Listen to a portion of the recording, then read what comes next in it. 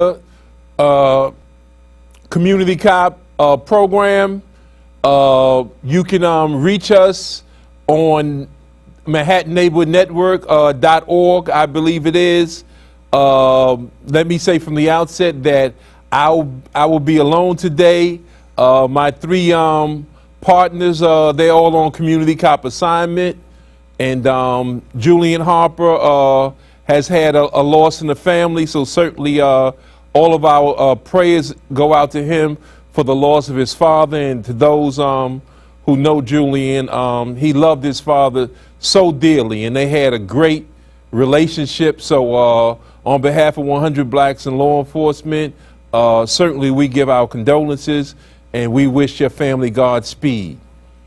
From the outset, want to welcome everybody and understand that if you're having problems with your carrier, last week I was told that there was a multitude of problems.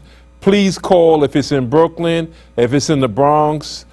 Please call if you're having problems on the internet. Call if you're having problems with your access channels. Please call in. Do not just keep that problem to yourself. Call them and find out what the real problem is. Okay, so we'll open up certainly with something in history that we should never forget. This is the birthday of Jack Johnson, and to those who might not know, he was the first black heavyweight champion in professional boxing that we've ever had.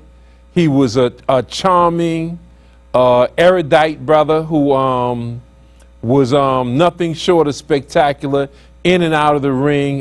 In the ring, he had no equal. Out of the ring, he was flamboyant, dressed to the nines, was at all the social settings. Unfortunately, he was at those social settings oftentimes with white women on his arms, and it ill affected his career in boxing. Certainly going back those days, and for the record, he was born 3/31/1878, and he died in 1946. He was the first heavyweight champ, and he really just would beat down all of the great white hopes that they would put in front of him. He made a lot of money at a distinguished period. You know, when you're the first at something, there's a lot of pressure and there's a lot of challenges that go with it.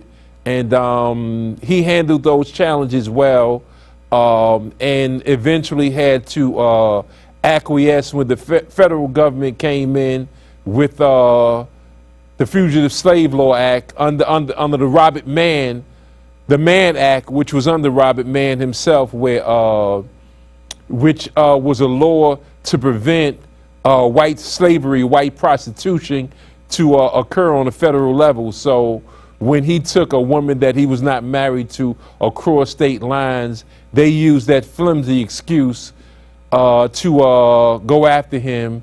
When you, at that time, if you took a woman or escorted her across state lines for so-called immoral purposes, the federal government reserved the right to go after you. So when those white hopes could not get the job done to beat him because they wanted him humbled, then they used a federal law act, which was rarely, if ever, used in those days to bring him down. So the FBI, I guess they didn't have anything else to do in those days, so they went after Jack Johnson to bring him down a notch or two, and which he caved in and lost a fight that he shouldn't have lost, and let the man beat him and beat him and beat him because he refused to go down. So it went in an inordinate amount of time, and then he just caved in and let it go, and that's what it took.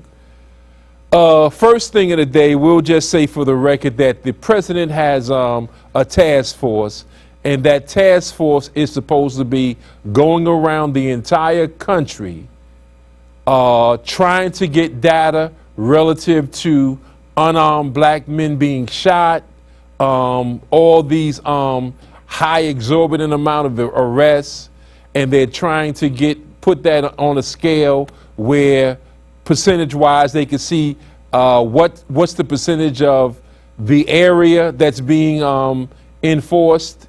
They're going to supposedly looking at the areas of how many blacks are on police forces, how many Latinos on police forces, and then the amount of summons that are being distributed.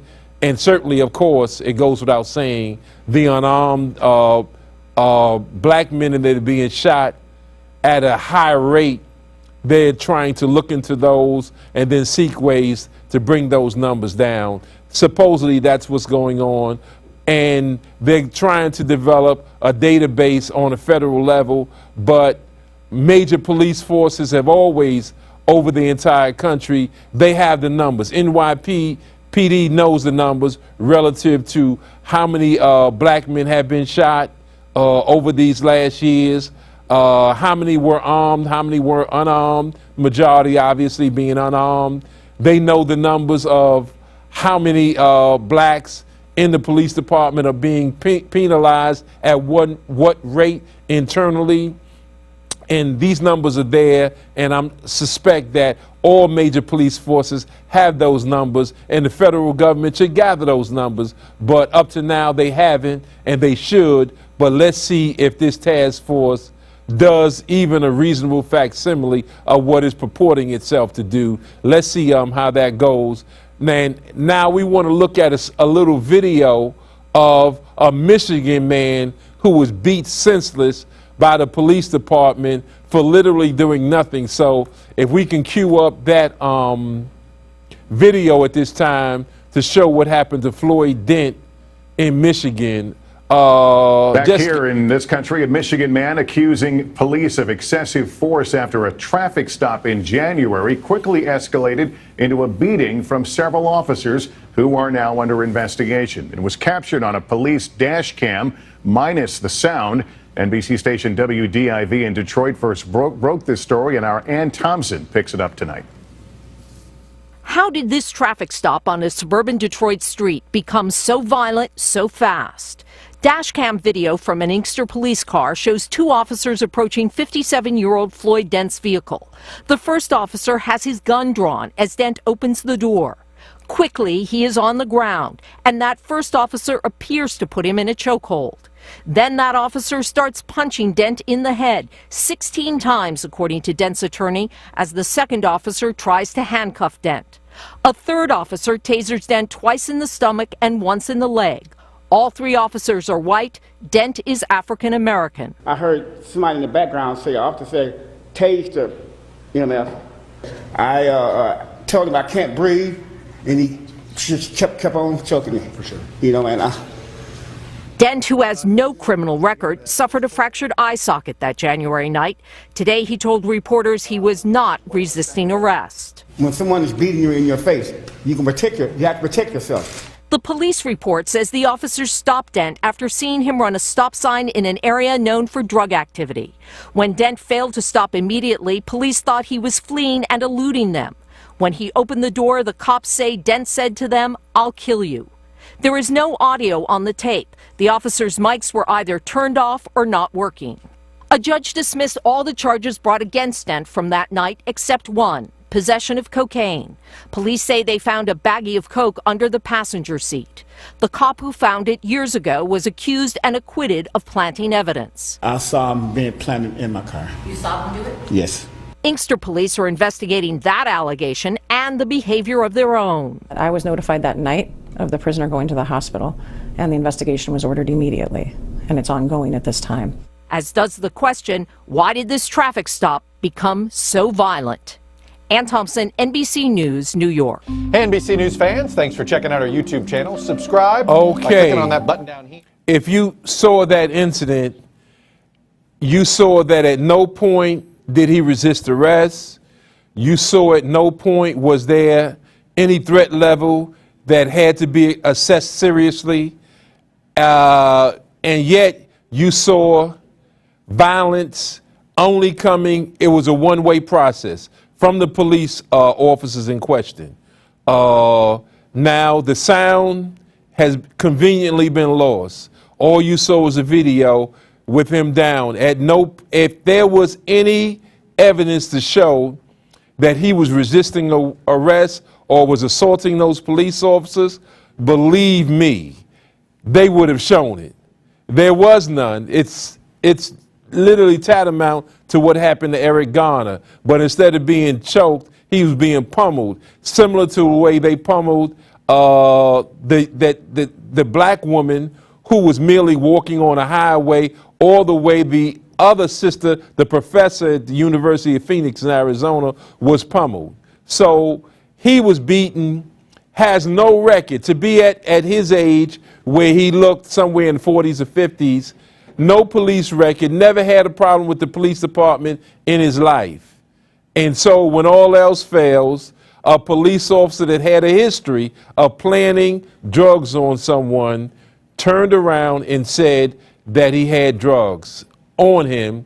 And thank God that the community there is supporting this brother, Floyd Dent, because if they didn't support him, he would be out there on a limb by himself.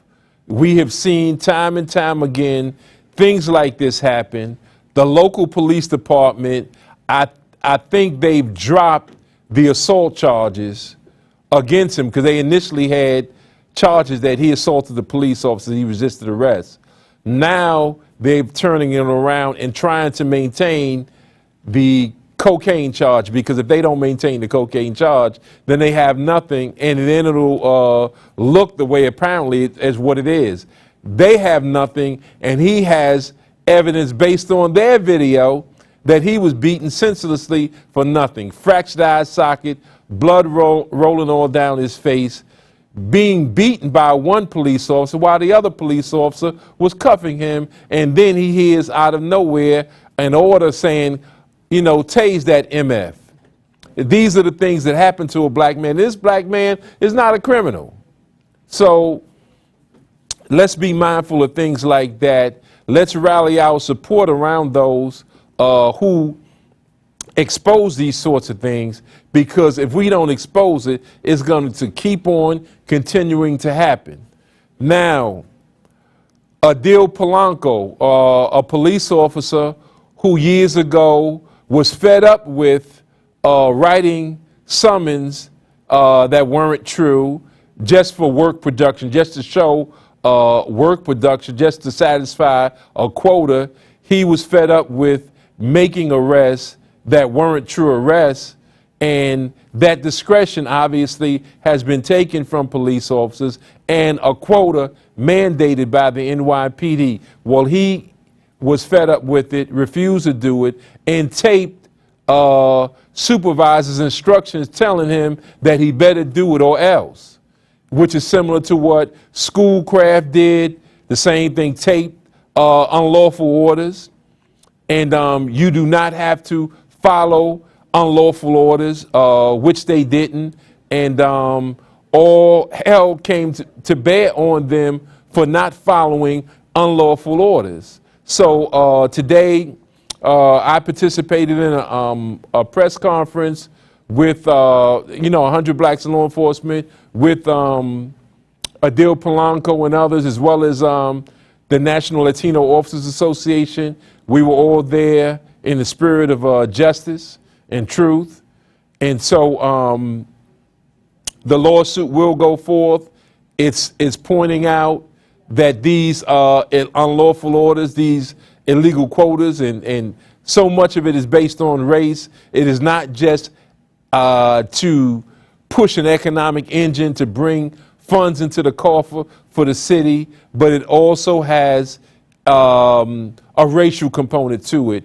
And since these officers refuse to continue that, they have been harassed and persecuted in such a way that the only recourse was to fight back with the lawsuit. So you might have seen it on the local networks by now. They're probably airing it. This happened today at One Police Plaza at 11 o'clock. So let's just be mindful of that as we go forward, to understand that there's not only the white supremacist racism that's exacted from the black community and the Latino community. There's also internal matters where police officers, black and Latino, are ill affected by these very same conditions, and this will be another lawsuit of many that has occurred, and the most recent one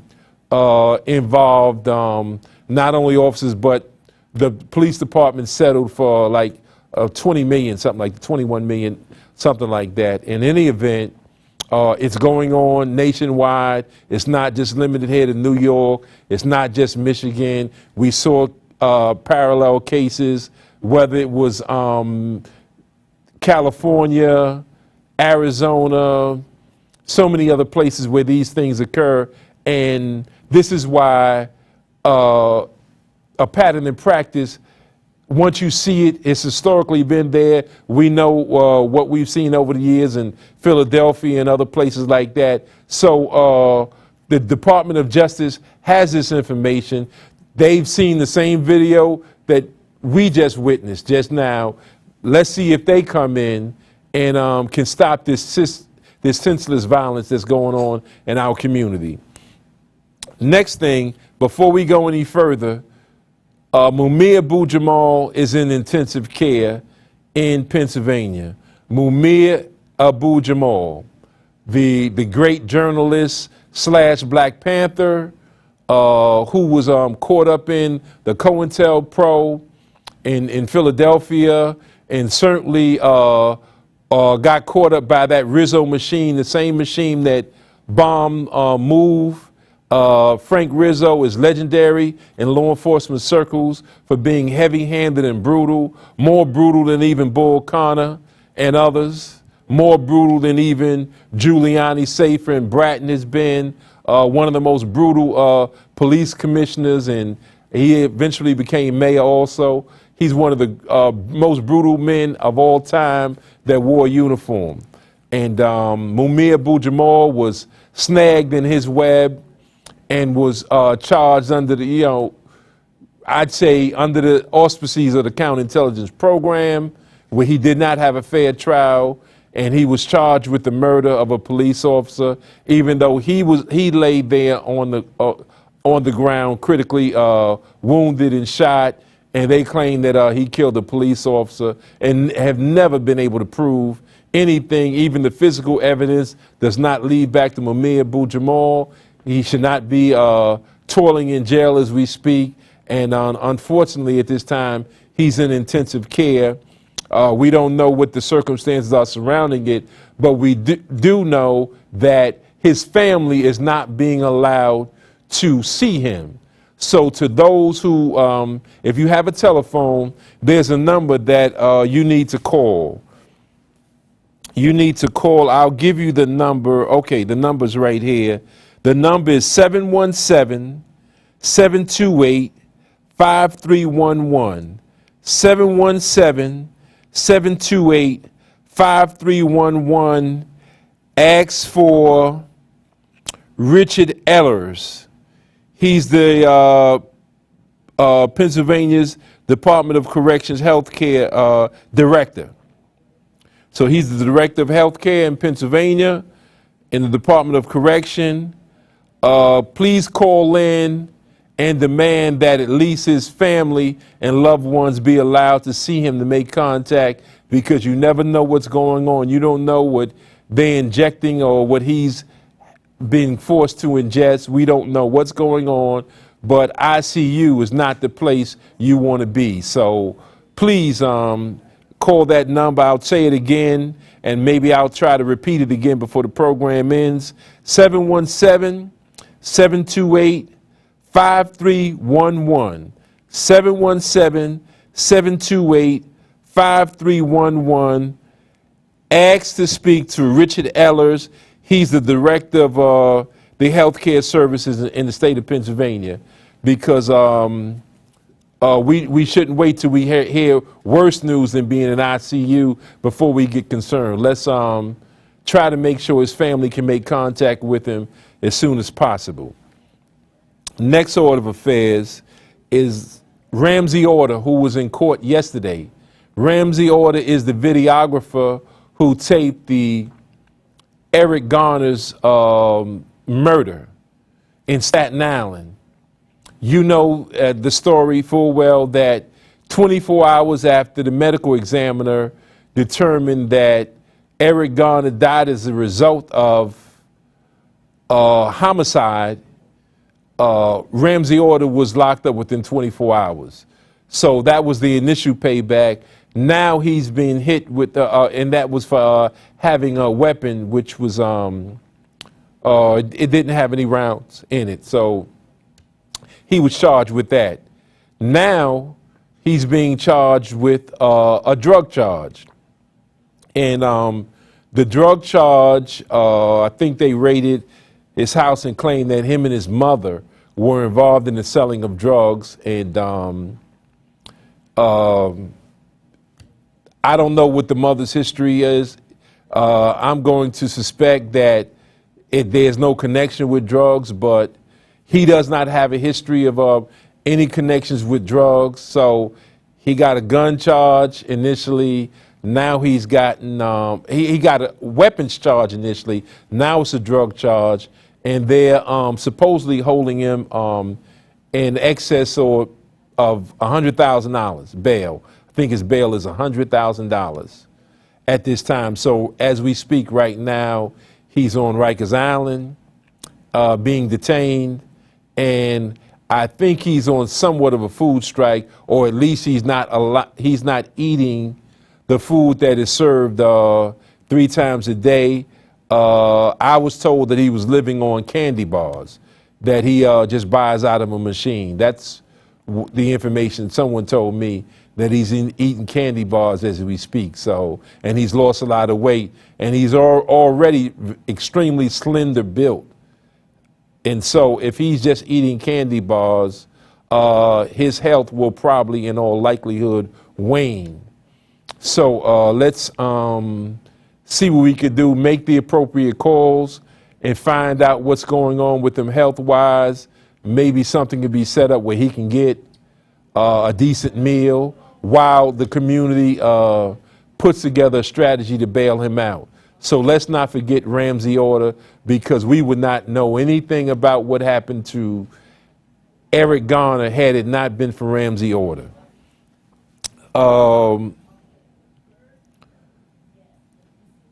And just remember that you can do something.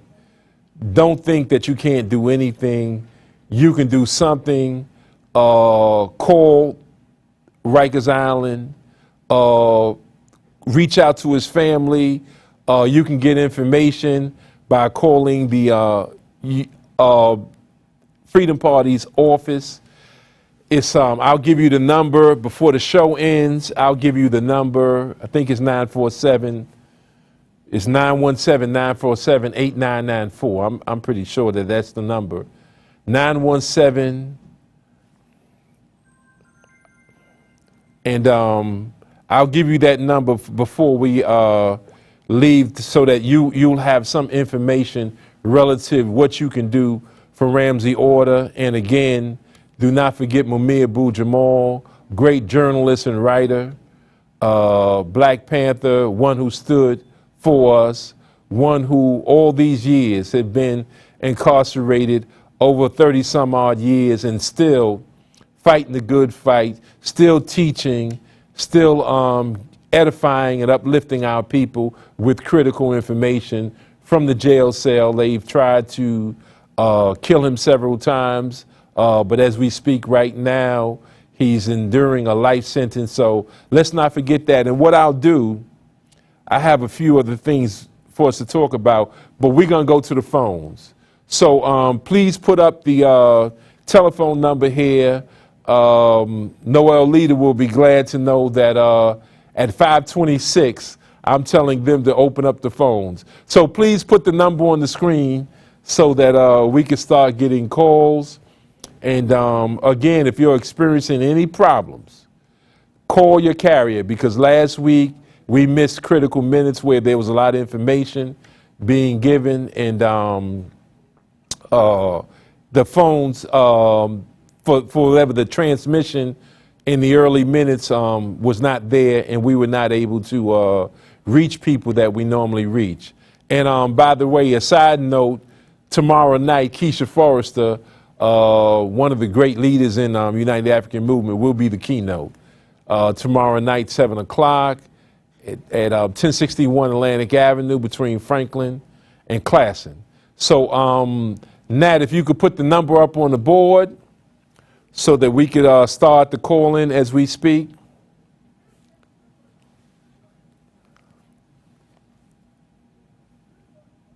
And again, I don't have the number for Rikers Island, but I will give you the number for United African Movement.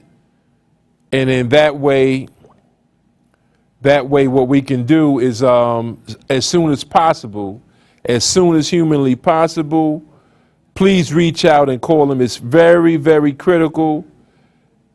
Just to be sure. Now, okay, it's what I said, 917-947-8994. That's 917-947-8994. And you can get more information on Ramsey Orta and how you can reach out. And at this time, we'll start the phone calls. And it's 527. That's good. First caller, where you calling from? You reach Community Cop. Where you calling from?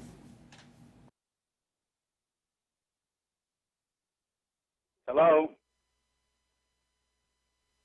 Hello? Hey, Brother Graves.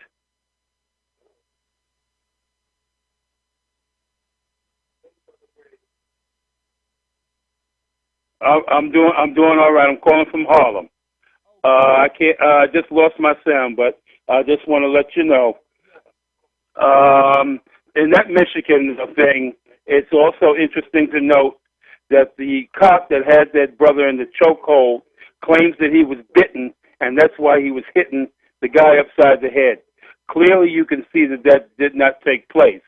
Also, if you see the long version of that video, you will see that that police officer pulled that bag of cocaine out of his pocket and said that he found it in the car. Now, this is the same cop that was fired from the Detroit Police Department for planting evidence in another case. And how this guy got a job working for another police jurisdiction is beyond me. So I hope that this guy gets the justice that he needs, because he's worked for Ford Motors for 37 years and didn't have any drugs in his system. And somewhere in this country, there has to be justice for a black man. Good evening, brother, and condolences to the Harper family. Godspeed. Thank you, brother.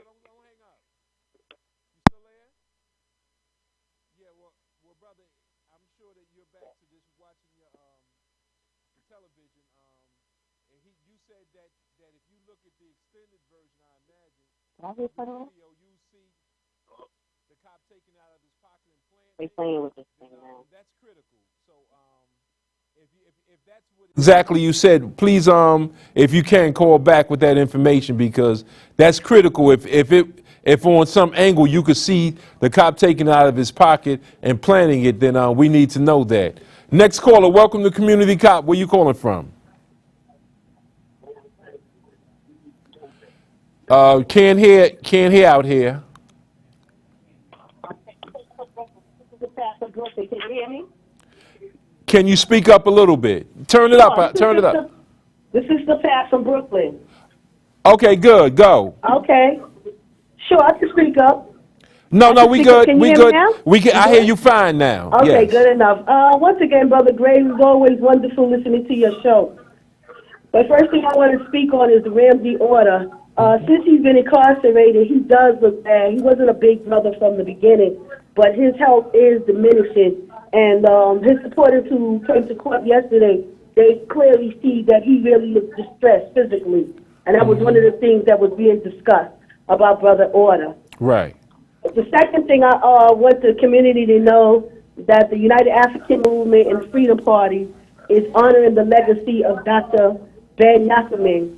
We're presenting a symposium on race and history Saturday, April 4th, from 1 to 5 at the Brooklyn Christian Center. Give the address. 1061 Atlantic Avenue between Franklin and Clarkson. And for anybody who wants to get in touch with us, they can call us at 917-947-8994. There's going to be a great panel discussing the legacy of Dr. Ben. We have Rosalind Jeffries, Brother Jeffrey, Colin Moore, Professor Kaba Hiawatha. We also have Dr. Ben's daughter who will be part of this panel, and Dr. Easter from Delaware. So there's going to be a wonderful panel Give the dealing with time. Dr. Ben's legacy. Give the time and date again. Date and time again. Saturday, April 4th, from 1 to 5. Saturday, April 4th, 1 to April 5. 1 to 5. And that happened to be on the same 47 years that Dr. King was assassinated. And that's also the date that we lost Adam Clayton Powell Jr. also. There we go. So you can see that those spirits are coming together, and we're going to be in a traditional African fashion dealing with that history of race. Very good. All right, brother, you take it easy. All right, you too now. Next caller, welcome to Community Cop. Where you calling from? Next caller, welcome to Community Cop. Where you calling from? Very good. All right, brother, you take it easy. All right, you too now. Next caller, welcome to Community Cop. Where you calling from? Next caller. Hello? Yes. This, You on the air, brother. Come on, let's go. This is Brother Drummer from Harlem. Okay. All right. Now, I will... All right. Come on, brother, let's go. All right. I would just like to, with regards to that brother that was beaten down in Detroit. Right. Right? That cop that beat that brother down, punched him in the head, he was a Latino. His name was Alvarez. It was some other cops in Florida. And I think Fort Lauderdale somewhere down there. No. This happened in Michigan. No, I know. Yeah, I know about that case, but it's another case in Florida. Okay, but just remember, you can have a Latino surname and be as white as snow. So don't always go by the name. But there were some other cops in Florida. They were all white. They was calling this cop. They were calling him RoboCop. Okay. Right. But it was another case in Florida. It was 3 cops, and they was making some racist transferring racist emails. Yeah, they Okay, yeah. Well, in that particular case, at least the police chief acted swiftly. They got fired. And they were fired. Well, some of them resigned and some were fired. Right. And that at least there was some responsibility relative to management where the police chief took quick action in that particular case. But right. But one of those cops was a Latino too. No, that's correct. Right. But you have to remember that white Cubans look at themselves as white first, Cuban of course second. they do. So, you just have to keep that in mind, that there are a lot of police officers in Florida that are of Cuban origin, but they look at themselves as white and they reject that which is darker than them. Well, this is what I'm saying, Brother Graham. Now, this is just my opinion. As far as I'm concerned, many of those Latinos, they have more contempt for black people than white people do. And that is something that I have acknowledged. Yes, sir. That's right. These people, they got Telemundo. They got Univision. You check the AM radio dial, they got 30% of the AM dial band. They got 15 to 20% of the FM dial band. We only got one microphone, if we got one. And then we acquiesce our one microphone to them. And they don't put not one black person on none of their programs. Not on their radio shows and none of their TV shows. They never do that. Okay, I got we you, always brother. put them on ours. Okay, I got you, brother. But I'll just say for the record that 100 Blacks in Law Enforcement Who Care, we have a great relationship where Latino Officers Association always have. They've been strong and out front on many issues. They've always had a strong level of integrity, and I respect their work. I can't say that for the Hispanic Society, but certainly the Latino Officers Association has always been strong and have a real brotherhood with 100 Blacks in law enforcement, and they were on the money today. They were out there strong today for Adil Polanco, but they would have been out there had it been a black person, because that's the way they get down, and I know that for a fact. Next caller, welcome to Community Cop. Where you calling from? Next caller, where you calling from? Hello, can you hear me, Brother Mike? Yes, sir. How you doing? This is Brother Ray Brooklyn. Listen, I tell you, man, this thing has got to be state-sponsored terrorism, man. It's got to be state-sponsored terrorism. And they're just doing stuff with it. It's just getting to be just unbelievable in this time of cameras and surveillance. State-sponsored terrorism. How are we going to stop this state-sponsored terrorism? What do you suggest? What do you suggest? I don't know. We're fighting, and very few people are fighting. Well, state-sponsored terrorism. Well, we have to organize. I think that the community is organizing around what happened to Floyd Dent in Michigan. I think that they're organizing as we speak. And I'm going to Detroit Thursday. I know, and that's why I'm letting you know that they are organizing, from what I understand, around that. And they said that business will not go on as usual. So we need to organize, and once we organize, we could start targeting various businesses, and we need to boycott. One thing we can do is refuse to spend our dollars. And if we can't get elected officials to roll with us, then we can roll over them by refusing to spend our money. And if we target things right, the way Dr. King recommended we do, then there'll be some reciprocity in that. Next caller, welcome to Community Cop. Where you calling from? Good afternoon. Yes, where you calling from? Yeah, Brother Graves, I called before about that Michigan thing, and you asked me to call back. Yes, please do. Can you give us that information? You said something about if you watch the video closely, you see a police officer actually pulling cocaine out of his pocket or something? Yes, MSNBC showed the full video. The full video shows not only those three police officers that originally ganged up on him, but 5 other police officers that came in on the scene. And they circled in on that one police officer that they call RoboCop, who was fired from the police force in Detroit for planting evidence. This man went into his pocket and pulled that bag of cocaine out of his pocket. Wow. Well, as usual, brother, you always come with a lot of information. Love the call, so appreciate that, and our audience needs to know that. So thank you for that information, brother. Yes, MSNBC had the full video on last Sunday night, and I watched it. And, you know, since Bloody Sunday, the celebration of Bloody Sunday, we're hearing a lot of all these racist things are coming to head, whether it's frat chants, police brutality, or whatever. The KKK was very active during Bloody Sunday, passing out flyers, recruiting in Selma and Montgomery, and throwing rocks through people's windows. So that needs to be known. And I also had the pleasure of watching a very spirited conversation on Sunday between Dr. Ben and Reverend Kenyatta from the year 2000. And it's amazing, the same things that they're talking about 15 years ago are still going forward today. Thanks, brother. Thank you, brother. Anytime you need some information, if I got it for you when Community Cop comes on, I'll be more than happy to give it to you. Well, please always call in. And since you mentioned it about racist chants, that video we showed before about that racist chant by a fraternity, SAE, I believe they are, they turned around and the actual person who they focused on, the camera focused on, he apologized recently, last week. He apologized for the racist chant song he was singing, and he was surrounded by all of these black elected officials and a reverend from Oklahoma.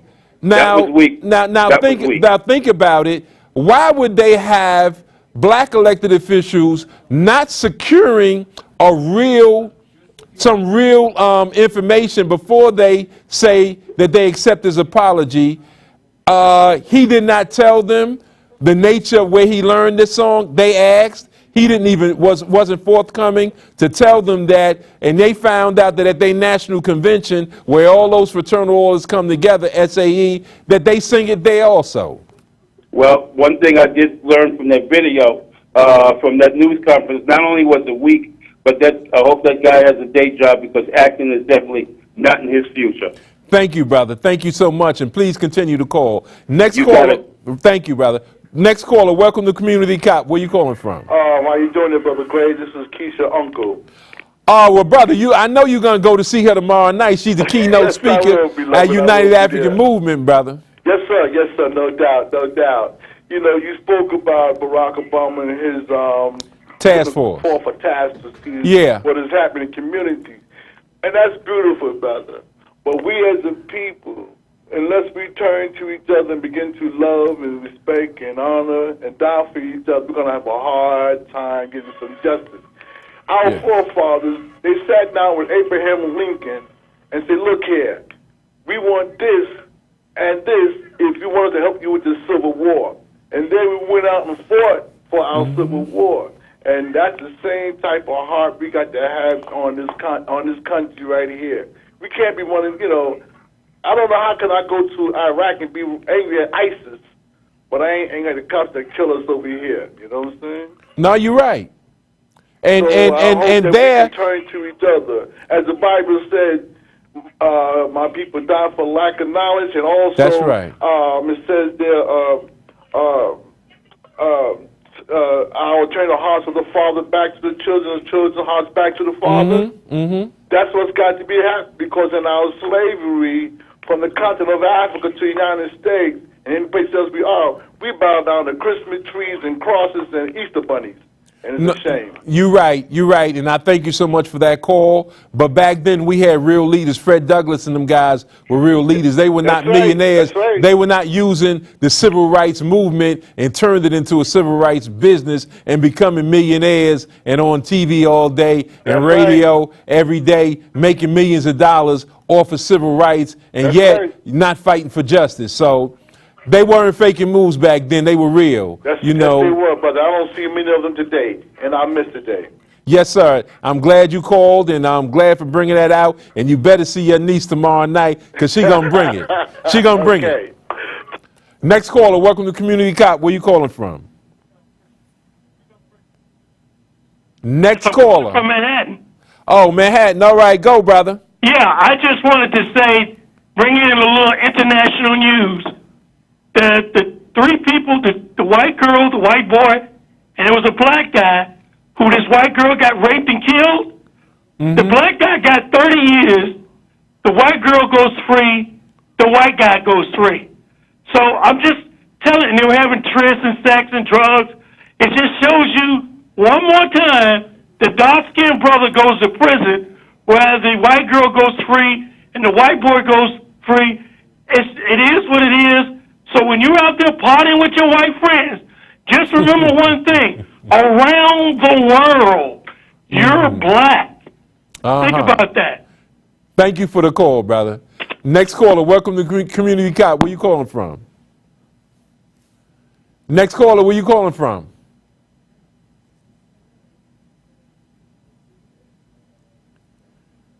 We might be having trouble with the phones.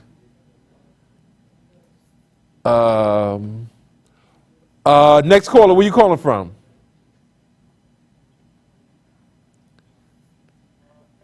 Well, it's it's interesting. I don't know what state. Hello? Can you hear me? Yes, go, brother. Where you calling from? Am I on live right now? Yes, you on. Where you calling from? Yes, my name is Brother Floyd. I'm calling from Harlem. Okay. Without really being familiar with the technical aspects of the law and looking at the Eric Garner murder, right, and the delay in justice based on the constitutionality denial by the police officers, what constitutes or what is the standard that they go by to deny to say that your constitutional rights were denied?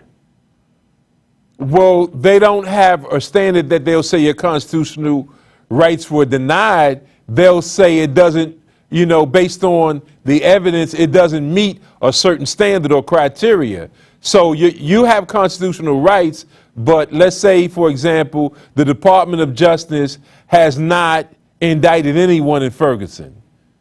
They're claiming that, they're arguing that they can't get it done instead of trying the case. This is similar to what happened in Staten Island with Eric Garner.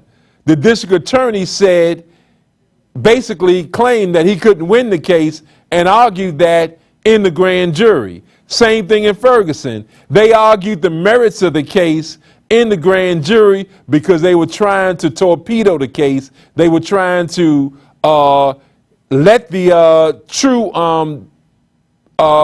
conspirators go. And in Eric Garner's case, you're talking about 8 police officers. In Ferguson, Darren Wilson. So they were trying their best to let him go. So you don't argue the merits of the case, or you don't base your case on what Eric Holder is saying, that he's not going to indict anybody in Ferguson because he doesn't believe it reaches a level where they can get a successful prosecution. You're arguing against yourself. So I think it's a flimsy excuse that the Department of Justice is using. They're looking at all these cases. And why can you see the federal violations, you see a diminution of people's rights, and yet these so-called constitutional lawyers, well-trained, whether it's President Obama and you have Eric Holder, they don't see a place where the federal government can come in, and yet even the Bush administration's Justice Department came into L.A. with those police officers, but of course it took them to set L.A. on fire. But now they have these gatekeepers in place, these Trojan horses, these national civil rights leaders that are being utilized to control us. And that's what they are now, control mechanisms in the form of leaders. They're not really leaders. They're control mechanisms that are being used to keep us cool, calm, and collected. Consequently, we're ineffective and disorganized. Well, we appreciate your input. I love your program. Brother Gray, you keep up the good work, and God bless you, my friend. Okay, brother. God bless you also. Next caller, welcome to Community Cop. Where you calling from? Next caller, where you calling from? Hi, I'm calling to get your response to the recent news item. Where you calling from? I'm calling from the Lower East Side. Okay. The recent news item that some New York State representatives are trying to get resisting arrest made into a felony. That's correct. And also I wanted to know more information about the march that is supposed to happen. I think they said something about Friday. I'm not sure about the march, but you're absolutely dead on when you're talking about they're trying to make resisting arrest a felony as opposed to a misdemeanor. Now, that's very, very dangerous because they claim that Eric Garner resisted arrest. I know. And he didn't do anything. I know. His hands are up. Even while he was being choked, he never once even tried to get out of the chokehold. So resisting arrest will also it'll be constituted as such if you verbally raise questions as to get off me, why you stopping me, and all this other stuff. So I'm just saying that that's really pernicious, it's vicious, and that's something that's, as a matter of fact, it's insidious. So we should not allow that to happen. It'll have to probably go through the state legislature, but we should not allow these throw-ins, resisting arrest, things like that to reach the level of a felony, because a felony you end up doing a year more, and it'll justify all else. You have to listen to the police officer's verbal instructions, but we do not want to, because you raise questions, end up going to jail based on a felony where there was no commission of a crime. Next caller, welcome to Community Cop. Where you calling from? Hello? Yes, where you calling from? I'm calling from Washington Heights. Okay, go. Question or comment? My comment is that I have served on grand juries more than once, and the grand jury is very strictly controlled by the district attorney and his assistants. And I don't even see how anybody could get indicted. There's 21 people on the panel. You can't ask a question unless you give it to the DA. You can't raise your hand and ask a question independently. It's very tightly controlled. That's correct. So you got to get people on there. Even when I was on the grand jury and I wouldn't vote for indictment, I had 20 other people who believed that if a policeman arrests you, you must be doing something wrong. That's right. That's and why. Especially if you're black. That's right. That's so why. Somebody got to go in there and just redesign that whole grand jury system and process. We're never going to get real justice unless you're rich and famous. Right. Well, thank you for your call. You know, Cy Watler famously said you can indict a ham sandwich. So that shows you how much control the district attorney has. Next caller, welcome to Community Cop. Where you calling from? Yeah, I'm calling from Flatbush, Brooklyn. Okay, go. Yeah, about 2 weeks ago, I was watching Fox News, and it was this black politician. I don't know his name, but he was saying he wasn't scared of terrorists. He's not scared of ISIS or nothing. He said he's just afraid of cops in this country. And Fox News made a big deal about that. Okay, well, the concern is understandable when you consider that if you live in Brooklyn, you'd be more concerned about police officers under Bratton's regime. That if you could just kill somebody like Eric Garner, who was not in the commission of a crime, was not doing anything, 8 officers were involved, videotape is there, and yet they're still on the job. So I can understand that concern. Next caller, welcome to Community Cop. Where you calling from? Hello, this is Vincent from Harlem. Go. Quick Yes. quick question or comment. This is just a comment. For those out there in New York State and around the world who feel a little despair about our condition here in this country and in this state, what they can do to elevate the youth is to speak to them one-on-one when you get the chance, when you go about your day, and get their perspective as how they view the world. And thank you, brother. Next caller, welcome to Community Cop. Where you calling from? Next caller, welcome to Community Cop. Where you calling from?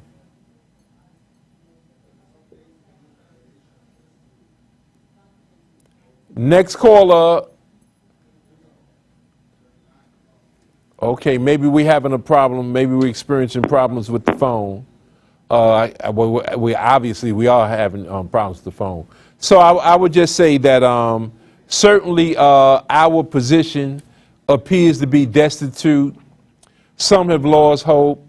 Some will not participate in marching, galvanizing forces all along anymore.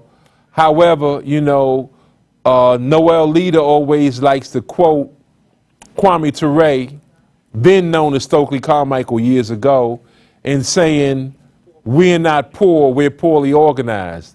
And Kwame Ture has always said, organize, organize, organize.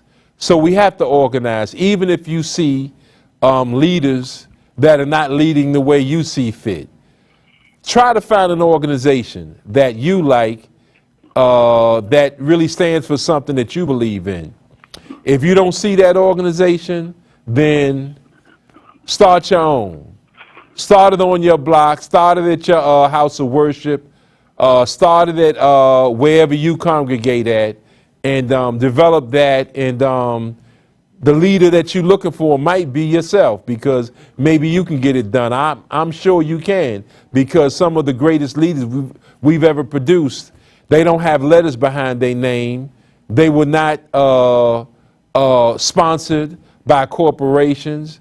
Some of the people we have. Do we have a call on the line? Yes, hello? Yes, welcome to Community Cop. Where you calling from? Hi, I'm calling from Manhattan. Go. Oh, quick question or comment? Oh, there's a quick comment. I just wanted to reiterate on when we march for, to have black inclusion, black and Spanish inclusion in the police force, and how when they get in there, they don't actually, they just fall in line with the rest. They don't speak up for us, so to speak. Not know they can't actually speak out, but they just see wrongdoing done, and it's like a gang. It's a few thoughts on like a gang of blue. When they get in, it's like they operate in the same okay, format. All right, thank you. We got to stop you right there. That's certainly that's a concern in our community, but I'd be afraid to see a city anywhere, especially a major city where there were no black police officers. So certainly black police officers have to do more, black court officers, black correction officers, black in probation and parole have to do more. But I don't want to see a situation like South Africa, how it was before, where everything is white, everything that you just, as far as the eyes can see, is controlled by whites. So we want to thank the producer, Nat Wood, Sheila Berry, and again, our condolences go out to our brother, Julian Harper, who lost his father. Julian, we wish you and your family Godspeed. You know, take your time and stay strong for your family. And again, my co-host, we're on Community Cop assignment today. So we thank all the producers for making the show what it is. Tomorrow night, Community Cop. Tomorrow night, United African Movement, Keisha Forrester. And again, please make those calls for Mumia Abu-Jamal, because he's been teaching from his cell for years. So let's remember Mumia Abu-Jamal and Ramsey Order, and let's make those appropriate